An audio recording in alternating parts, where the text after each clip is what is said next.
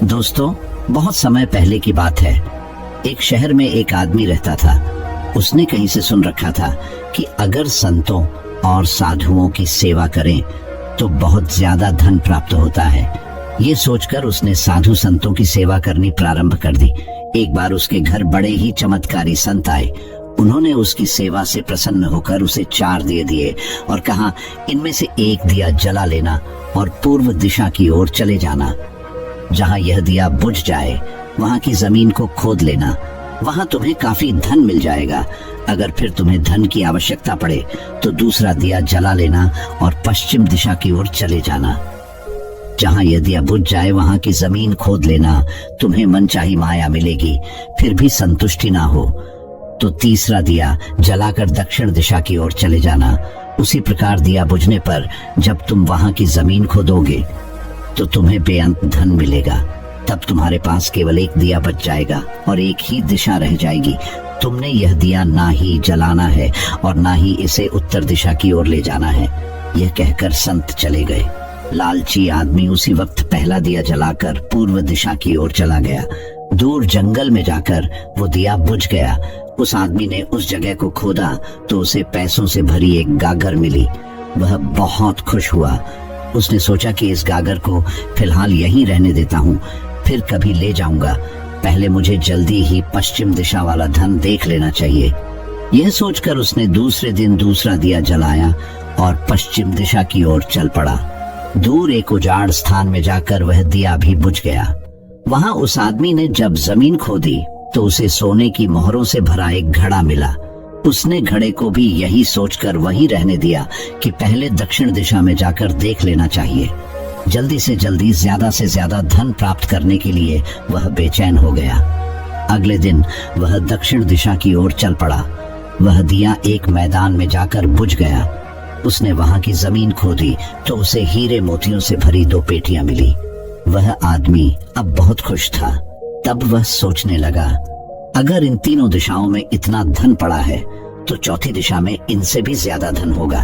फिर उसके मन में ख्याल आया कि संत ने उसे चौथी दिशा की ओर जाने के लिए मना किया है।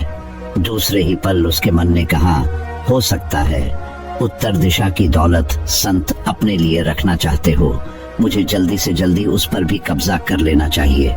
ज्यादा से ज्यादा धन प्राप्त करने की लालच ने उस संतों के वचनों को दोबारा सोचने ही नहीं दिया और अगले दिन उसने चौथा दिया जलाया और जल्दी जल्दी उत्तर दिशा की ओर चल पड़ा। दूर आगे एक महल के पास जाकर दिया बुझ गया। महल का दरवाजा बंद था। उसने दरवाजे को धकेला तो दरवाजा खुल गया। वह बहुत खुश हुआ। उसने मन ही मन में सोचा कि यह महल उसके लिए ही है। वह अब तीनों दिशाओं की दौलत को भी यहीं लाकर रखेगा और ऐश करेगा। वह आदमी महल के एक एक कमरे में गया।